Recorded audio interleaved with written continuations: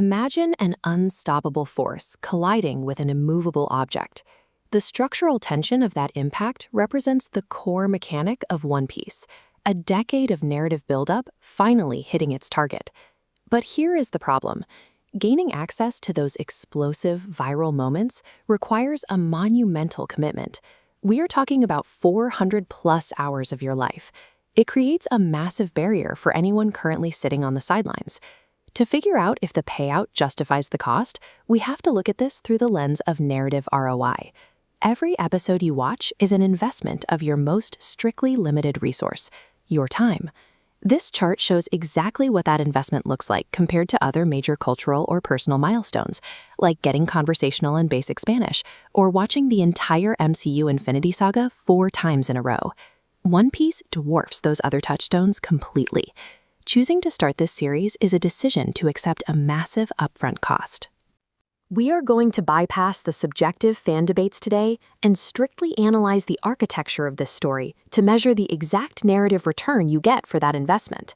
The moments where Luffy completely disrespects his enemies function as the economic dividends of this long-term time investment. The first era of this investment is the foundational stage.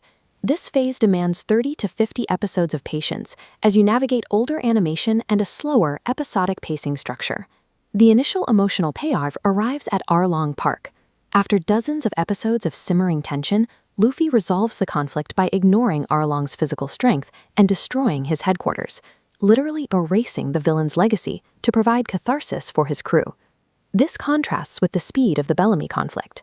You spend hours sitting through ideological mockery of your protagonist's dreams, only for the story to cash out that frustration with a single, absolute knockout punch. This is the primary trade-off. You endure a dated pacing structure to secure a permanent emotional bond with the protagonist's core values.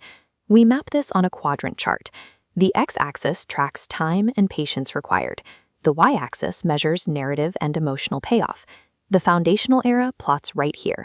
The time input is low, while the emotional impact spikes high. This early stage establishes a critical rule. In this specific story, patience reliably yields foundational emotional returns. From there, you enter the midterm yield. This era requires massive investments into seemingly isolated lore and dense multi-faction political arcs. Take the Skypiea arc.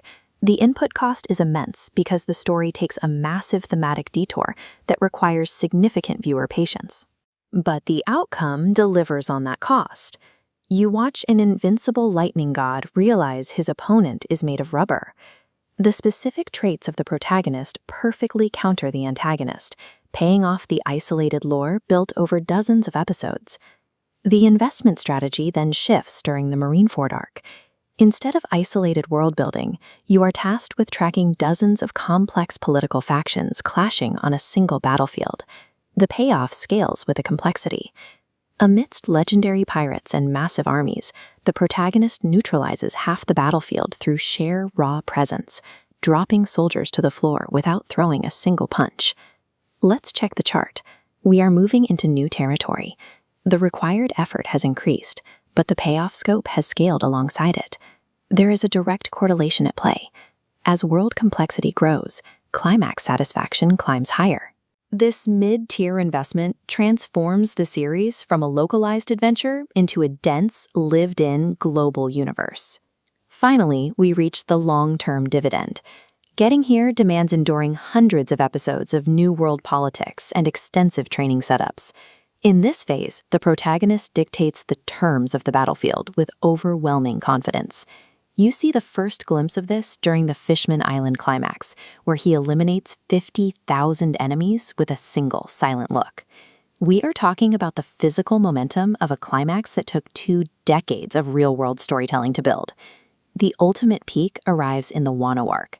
Standing in front of 2 invincible emperors, the protagonist ignores their presence entirely just to check on his fallen allies first. That disrespect flows right into the combat climax. After getting knocked unconscious in a single hit earlier in the arc, he returns to trade even blows with the strongest entity in the world. Mapping these milestones onto our matrix reveals a specific pattern. The highest narrative returns are clustered at the extreme end of the timeline. The finished trend line reveals a steep upward trajectory. Narrative reward in this story compounds over time. Those ultimate moments of disrespect hit with such force because they are the compounding dividends of thousands of hours of real-world anticipation. This series is a study in narrative delight gratification. It offers unmatched highs, but it forces an uncompromising barrier to entry. To decide if you should make the investment, we can use this scorecard to filter out incompatible viewers before they waste their time. The Action Optimizer prioritizes high-octane pacing, tight storylines, and immediate action gratification. For this profile, the verdict is a strict avoid.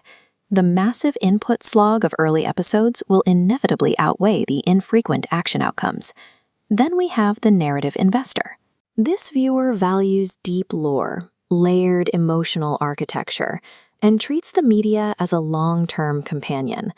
If that sounds like you, absolutely proceed. The series provides a long-term narrative return on investment that shorter formats cannot mathematically replicate. The cultural hype surrounding those ultimate moments is real, but the euphoria is strictly reserved for those willing to pay the price of the journey.